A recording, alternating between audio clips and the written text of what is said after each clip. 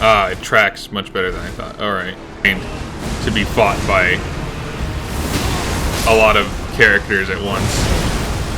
Because he's got these huge sweeping AoE attacks. NPCs don't deal that much damage. Just heal myself.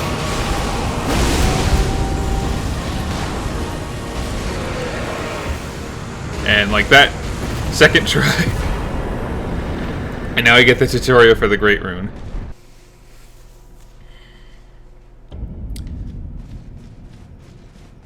Yeah, so, welcome to Mohgwyn Palace. Here's the map. Welcome back to me playing through Elden Ring. As you can see, we are currently in the Blood Dimension. So now we're gonna go and grab two things. One is the last piece of my build that I can get without beating bosses, and the other is access to the best grinding spot in the game. But first we have to ride through the gauntlet. So let's ride through the gauntlet. As you can see, that's what I mean by the gauntlet. Anyway, we're gonna play a game called Try Not to Die.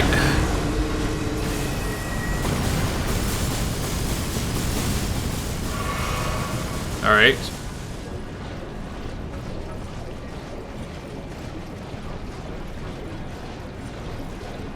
So the piece of the build that I'm going to try and grab without dying is a neat little spell. There it is. It lets me shoot flies at people, as you can tell by the name Swarm of Flies.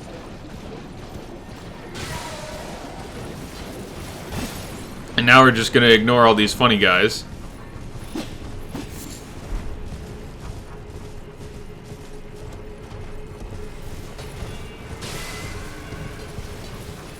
And grab this site of grace.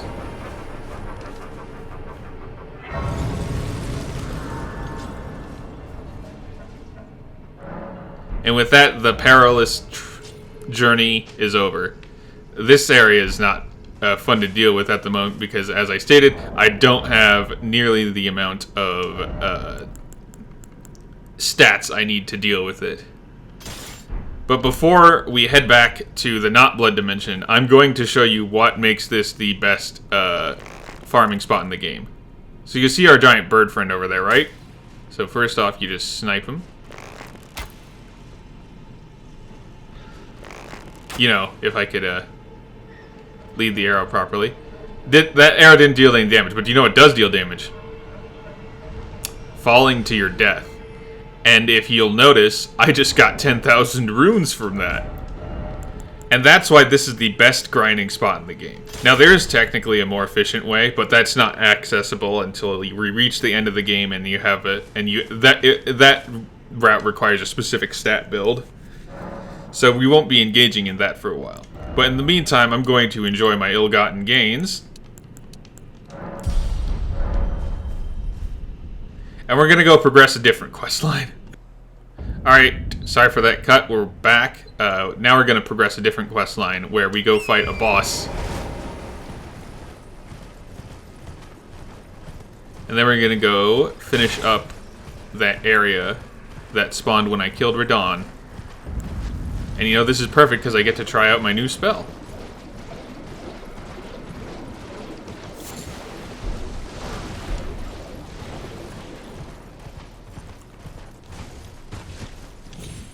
So killing this boss does two things. It gives you a neat item, and it progresses a quest line. So let's get to it, shall we?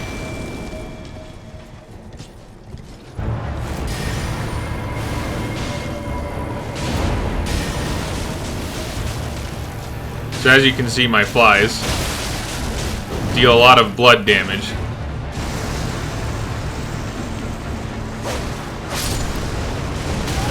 Oh, that has a much bigger hitbox than I anticipated.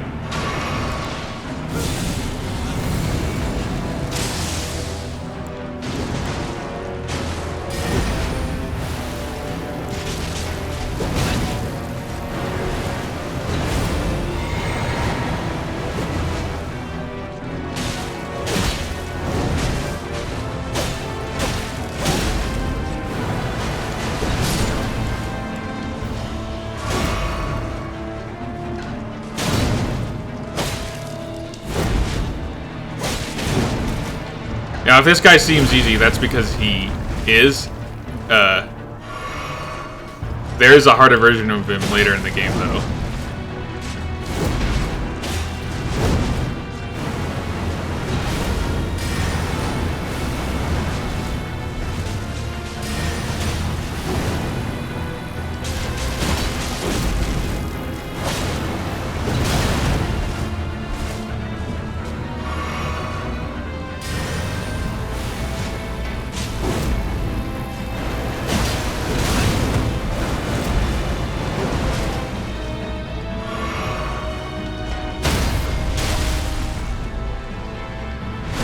Those air boys are really obnoxious.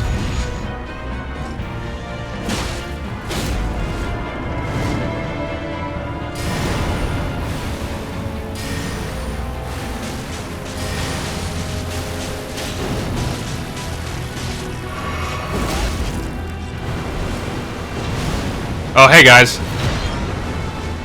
Don't mind me, I'm just killing your boss.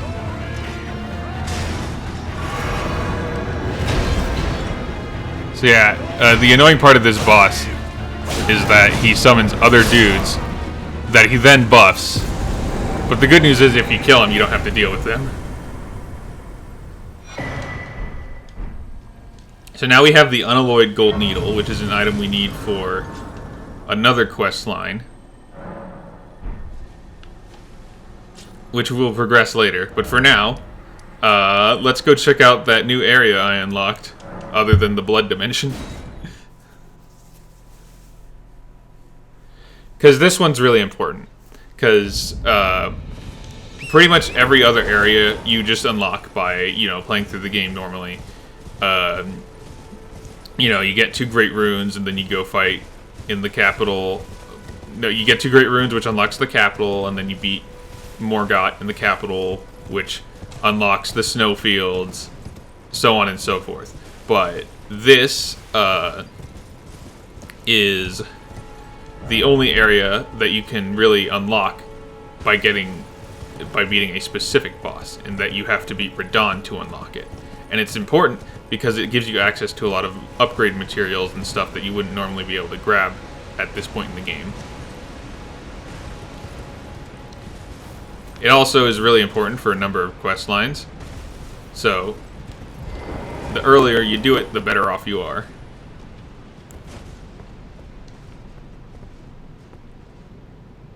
It also gives you access to one of the best summons in the game, which I am going to abuse the heck out of.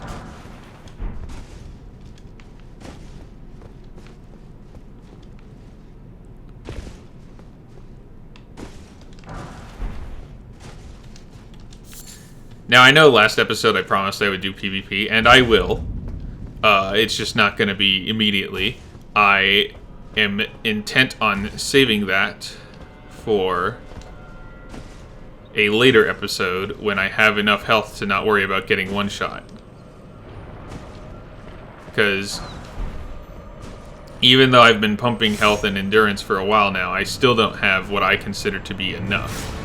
But thankfully, now that we've beaten the first of many Great Rune holders, we're kind of in the boss rush section of my playthrough.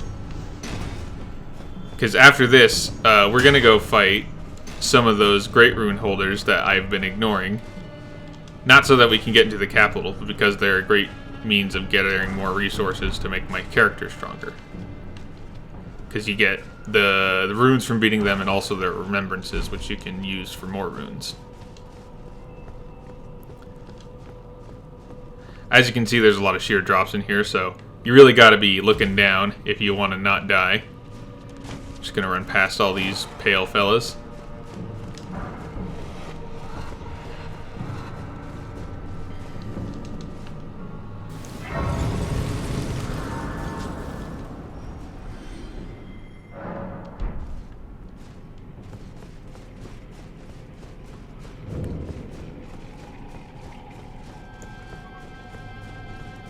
So there's a total of 2 items in this area that I wanted to grab. That's one of them. And the other is a summon that you can get over here. And this summon is really good because it summons a lot of guys, and those guys are really hard to kill.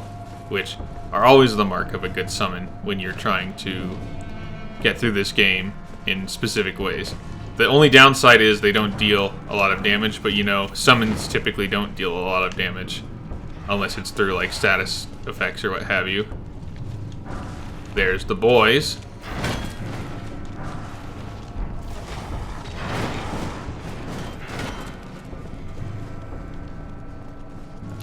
And now that we have the boys, we can continue on our merry way.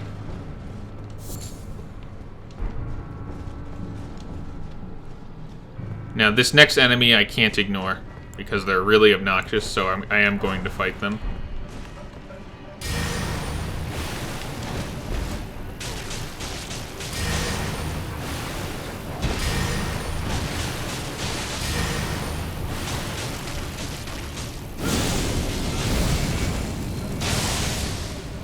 Wow, that is just the most effective means of DPS in my arsenal, and I guess that makes sense, but, you know.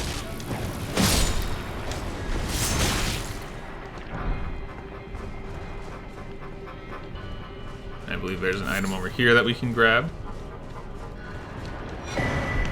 That is important. Not that I'll likely use it, but it's important to have, because those are the items you use to respec your character. And while they aren't exactly hard to come by, they are rare enough that you want to pick them up when you can. Now, I'm going to show you why this is one of the best boss fights in the game. So as you'll see, we walk in, the boss doesn't immediately spawn, and I'm going to make a quick change to my loadout.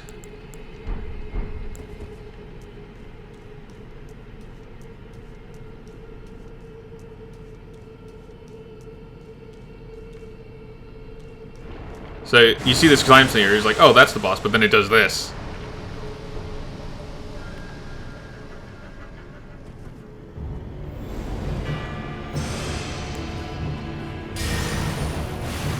And he copies your inventory completely, which is why I took all my clothes off.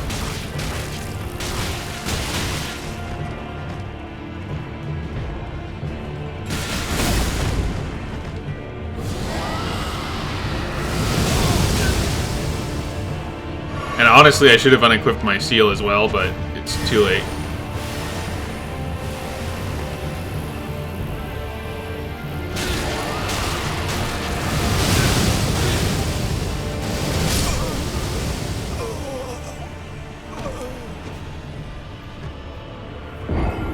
So anyway, the way you cheese this boss is you unequip all your weapons, and then you just fight him. Because while he does copy your inventory, he copies your inventory that you actively have equipped, not your total inventory. And I'll be honest, I tried to do it that way because I thought it'd be funny, but you know, it was funny. It was funny, but unfortunately, I was not prepared. So we're just gonna run past our good friend here. Actually, no.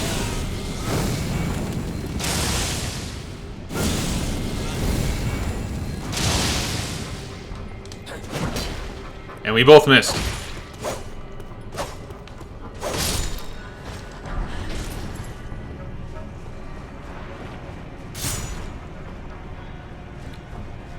So, instead of engaging my hubris, this time I am going to fight him normally. Because it is an actually fun boss fight if you take the challenge seriously.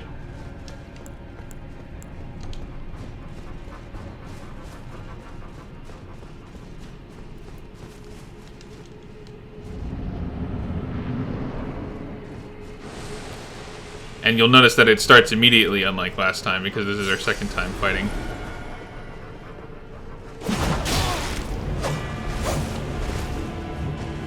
Alright, buddy.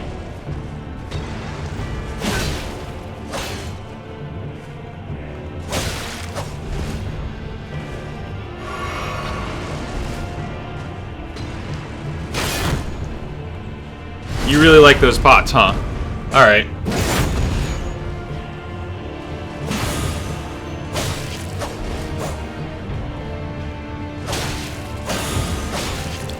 Ah, I see we're both bad at parrying. But you are bad at stamina management.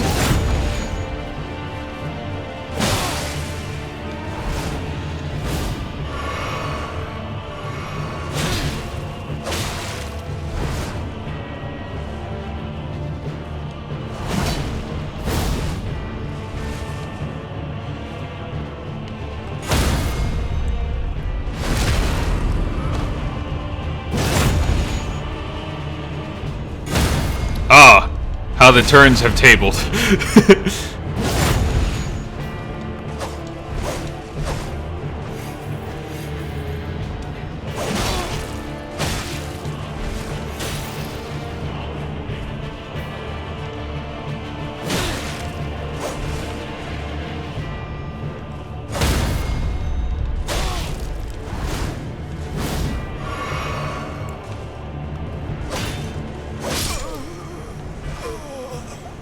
Ironically, that was much easier than just giving him access to my frickin' spells.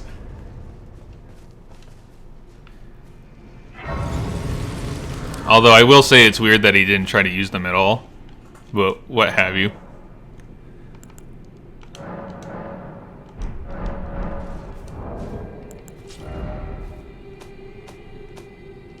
Wow, I am literally just one tier short.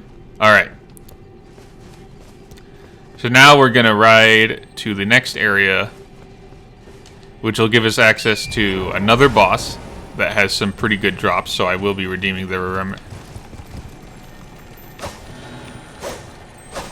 Alright, come back for you later then. That was my own incompetence.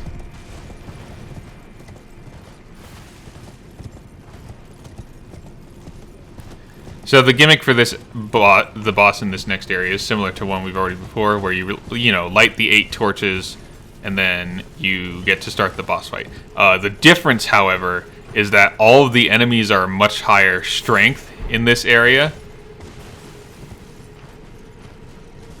Because like before, they were just a passing annoyance that you could kind of ignore, but here you have to, be aware of your surroundings and stuff. So I'm going to go ahead and come over here to grab the Sight of Grace before I progress further. And you know what? Let's spend these runes while I'm at it.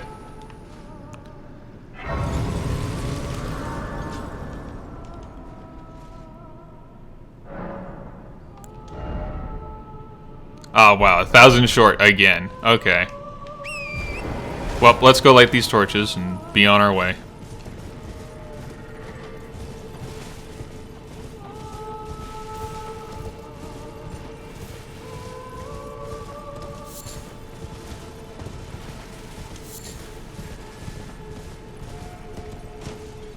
I don't remember specifically where they are, in case you couldn't tell.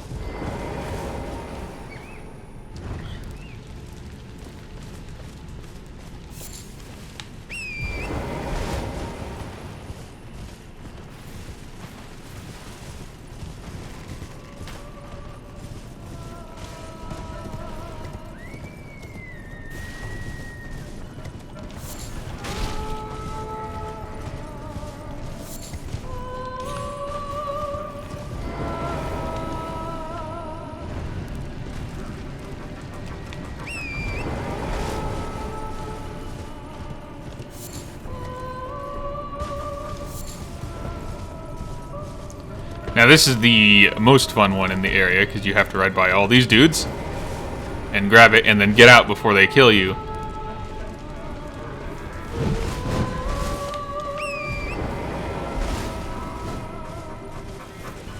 Or, you can kill them, but the most efficient means of playing this game is to only fight enemies that you absolutely have to.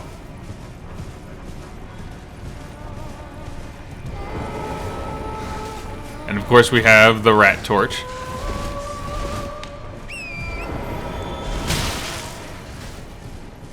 But this one over here is the most dangerous because the enemy guarding it is a boss that we've already beaten. Except, stronger and has adds. And like that, we now have access to the boss. And we're just going to ignore those doggies over there, because I really don't feel like dealing with them at the moment. So let's go fight the boss. And then we'll continue on Ranni's quest line.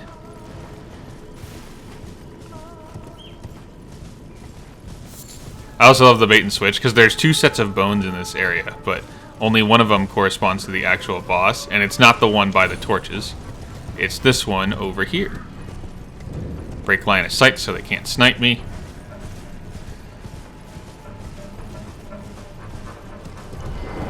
And whammo kablamo. Alright. Now, which summon do I want to use? How much FP do I have? All of my FP. So yeah, let's bring Lutel. It's been a while since I've used Lutel, so let's use Lutel. So, as you'll likely recognize that majestic form off in the distance, we have in fact fought this boss before, but the difference is he was only at half of his power.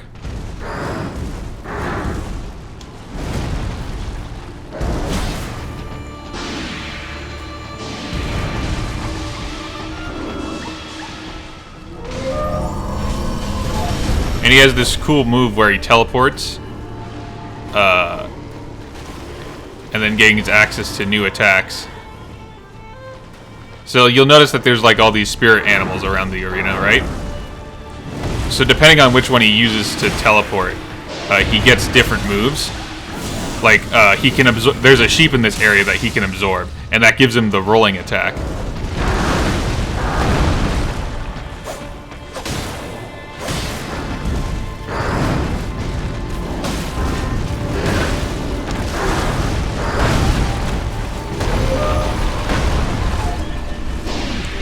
Yeah, so when he glows like that, he's doing one of the spirit attacks.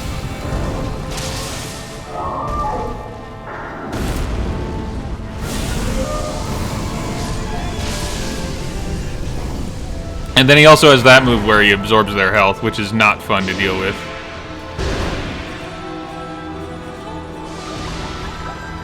But the good news is he's reducing the pool of characters he can draw from. I say as if he's like playing a gacha game. Alright.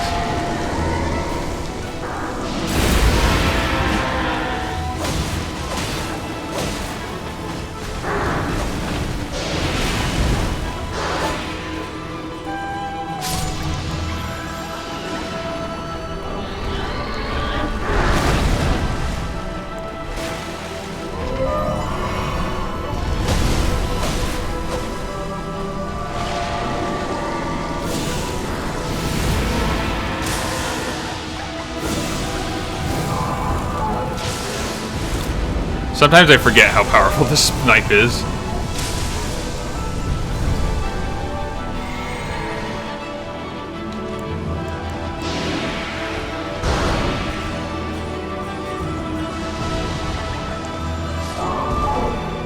Like, look at that. You can barely tell he healed with how much damage it did.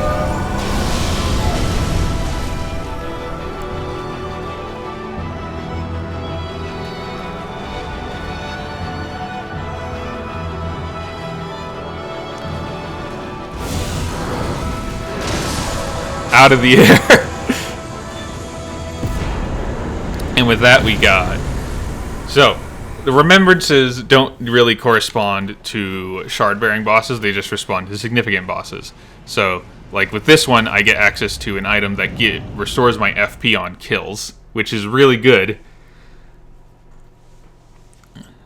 Especially later on when I introduce you to a specific playstyle that is really helpful if you're not very good at this game.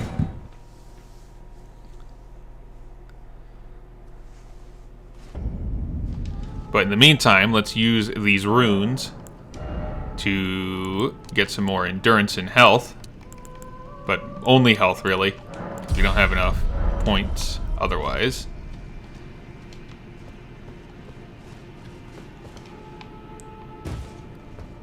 And let us continue on into the city of Nokron. which is the whole reason you want to come here, because this is where you get all the cool stuff.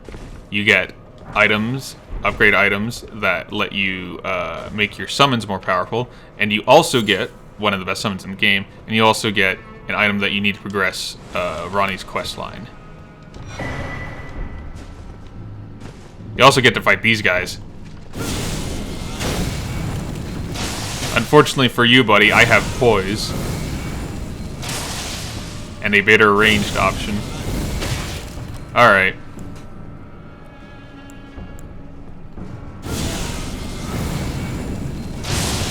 Oh. Well, you know, that's the first time I've seen him die like that. So, this is a unique experience for everyone here. I've seen plenty of players die to that ditch because they miscalculated the jump or whatever, but I have never seen one of the mimics die. You see, buddy, the disadvantage of becoming a flesh and blood man is that you now have blood.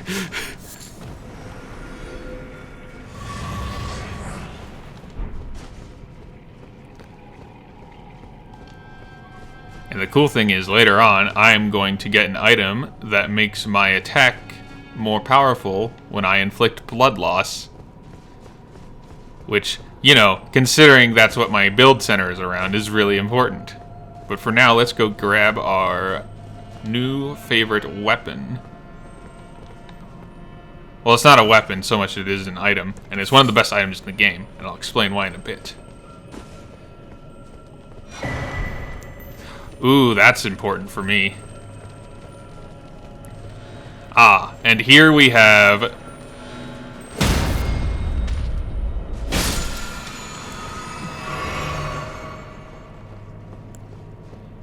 the entrance to where I need to go. And it's part of the reason I've been so frugal with the stone sword keys. So as you'll see, there's a treasure chest here that this person is guarding.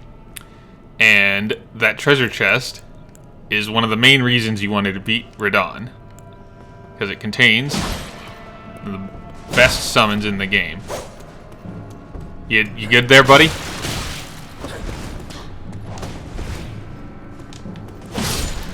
Alright.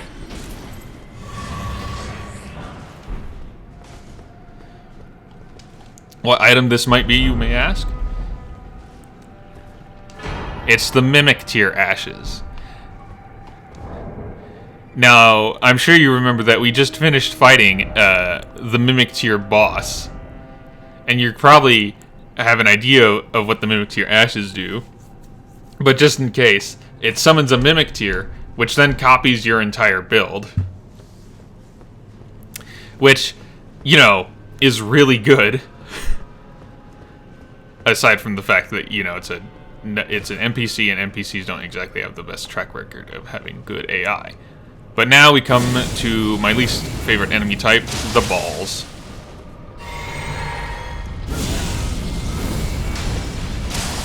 And the ball attendants. Ah, get down, Mr. President. You know, that was an accident, but I'm glad it worked out. Ah, it happened again. You guys suck at this.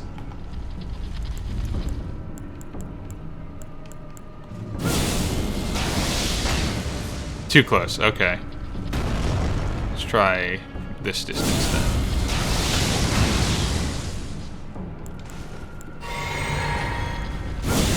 This angle? Alright, lay off it for a bit.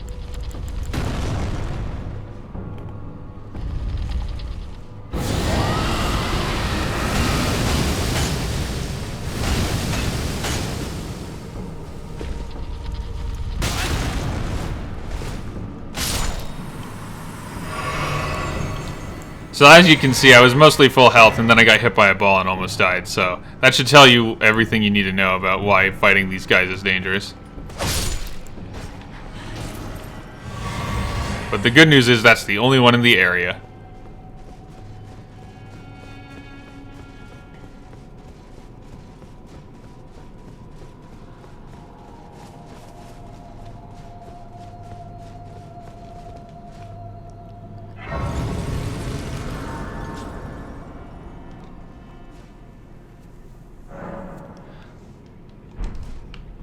So, I know that thus far it's been pretty straightforward, but I'm going to do a cut real quick so I can go spend some of those upgrade items because I want to show you the Mimic Tier in action. And cut. Now let's go ahead and see what our Mimic Tier friend can do.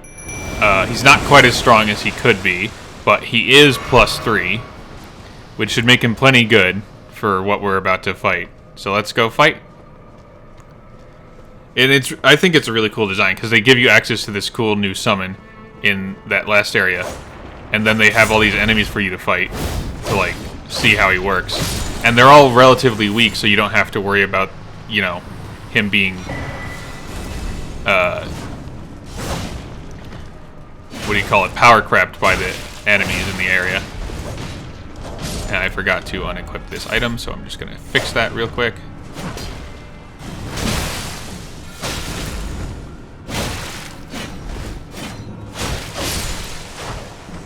The downside of it is that this area is relatively short, because once you pass through this archway over here, your Mimic can't maintain his form any longer.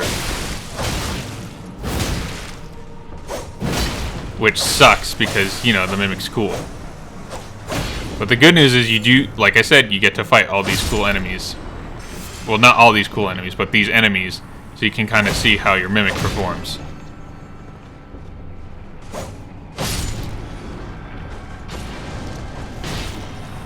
And right now he's a weaker version of me, but in the future he might be a potentially stronger version of me. And it's like I said, it's cool because the Mimic Tier scales with your character. The stronger your character is, the stronger your Mimic Tier gets, and the stronger your Mimic Tier, and that's like separate from the upgrades for your Mimic Tier.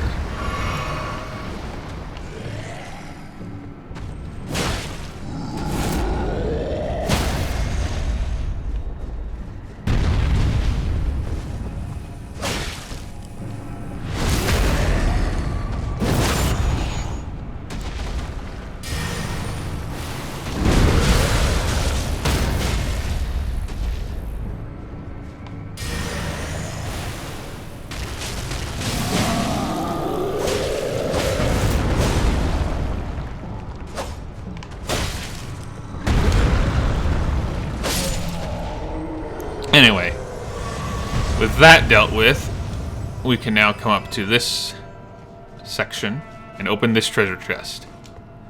And this treasure chest has 2 items. One to help you progress Ranni's quest line, and one that can be used to upgrade your Mimic Tier after a certain point. We're not quite there yet, though, so.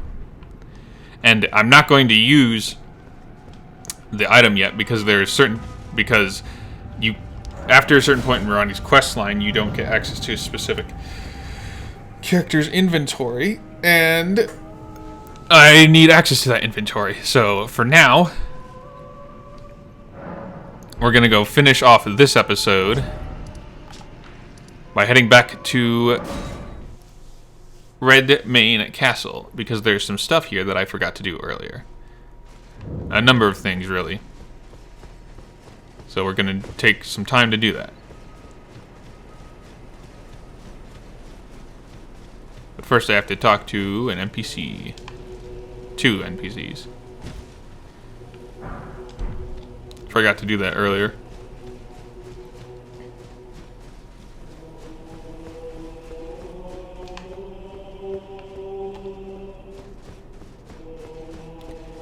So come over here and talk to Jiren. Brave chap, cellar festering. Finally, I'm no longer. I have a task. May we meet? It's time. May we meet again? And now that that's taken care of, you're allowed to advance another NPC's questline. But more importantly, that gathering space returns to being a boss arena, and all of the enemies respawn. And with the enemies respawn, the doors are available, and with the doors available, you can now go through and access other things. Because what I thought would happen when I did Radahn early is I thought you'd have to fight through here normally and then fight the boss at the end, but it turns out that's not the case. So I'm going to go through and grab some items that I couldn't grab earlier, and I'm going to ignore the the raging demon over there, because I don't feel like fighting her if I'm being completely honest.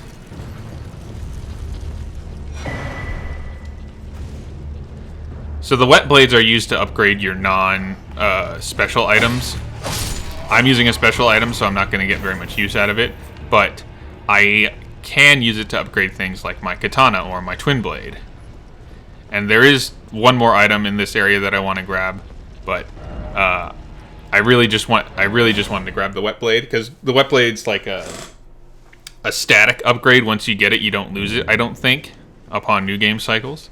So now let's go ahead and fight this boss that I couldn't fight earlier, that I wanted to fight earlier, but I can now.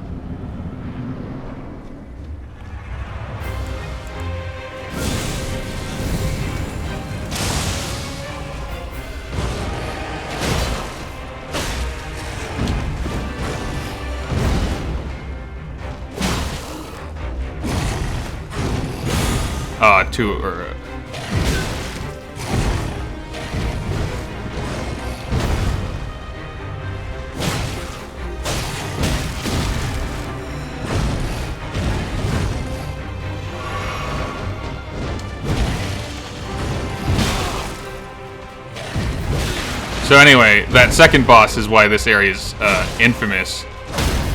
Because, you know, fighting two bosses at once is not fun. Especially when one of those bosses is a Crucible Knight. But now that the first boss is done, we can fight him with impunity. And honestly, I don't think Crucible Knights are that hard, but then again, I have been playing Souls games for a while. Too early.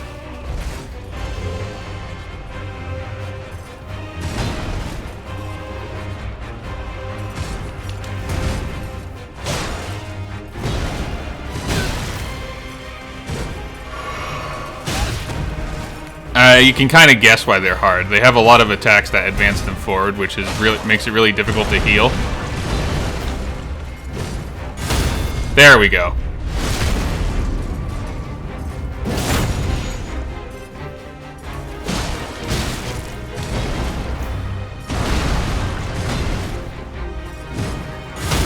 But you really should get used to fighting them because they appear quite a lot in the game.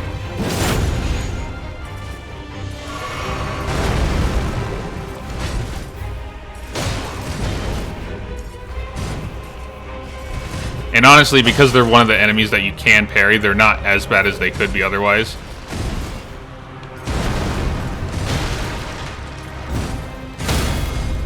Especially if you have the golden parry like I do.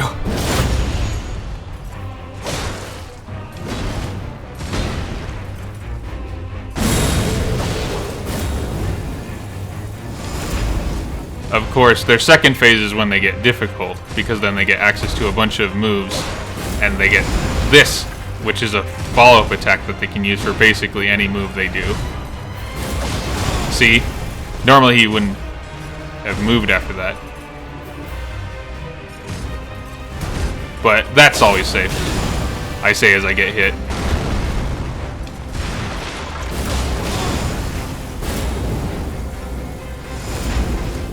And that one's not as bad, because of how telegraphed it is.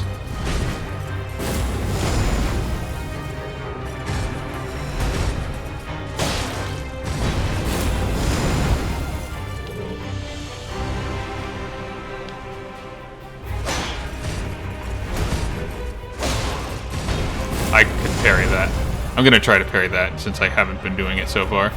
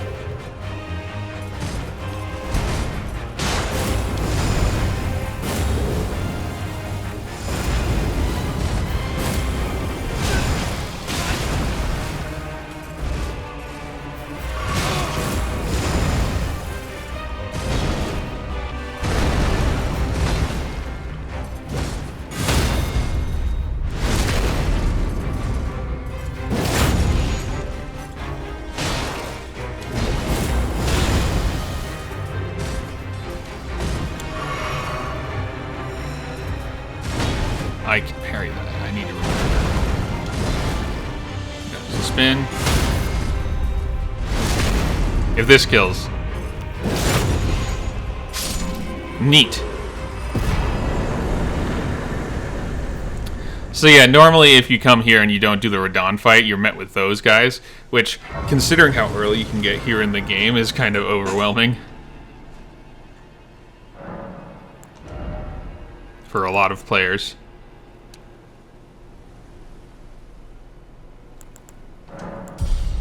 I think I'm going to get my endurance to the same level as my mind, and that should give me more than enough stamina. For now, can I...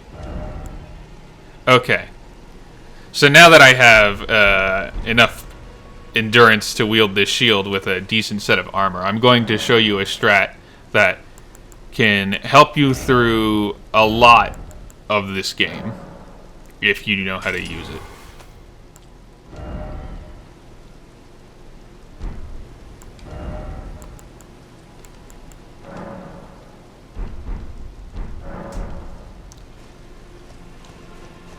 So as you'll notice from my equipment, I just put that barricade shield option on the shield, and there's a good reason for that. Because what barricade does is, in exchange for a little bit of your FP, you get access to a very strong, or rather your shield goes up a tier essentially. Like, it blocks more damage, and also it's treated as a class higher. So my medium shield here is now with the use of barricade, it is treated as a great shield. And the cool thing is you can use it to block. But that's not where the strat comes in. I know I'm doing a great job of showing it. So basically what you do is you use barricade and just normal blocking to block an enemy's attack. And then you can counter with your with that move I just did that I haven't been using up till now. And I haven't been using it up till now because I haven't been using a shield. Like, that's the completely honest reason. Like, it is it's a new feature to this game where when you block an attack, you can counter, quote unquote, with a heavy attack.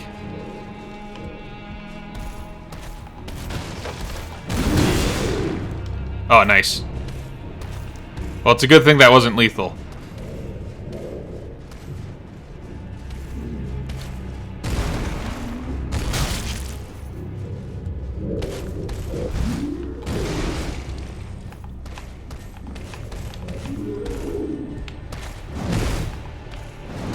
Oh, he's bugged out. That's fun. Alright.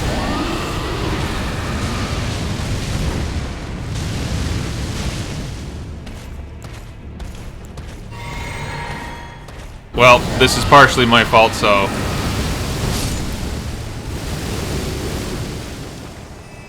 Anyway, the reason I came up here is to get this greatsword, which I think is one of my favorite weapons in the Souls series, just because it looks cool. Like, look at that, squiggly. And it inflicts bleed, so it works with my build. And I have the stats for it, so it doubly works with my build.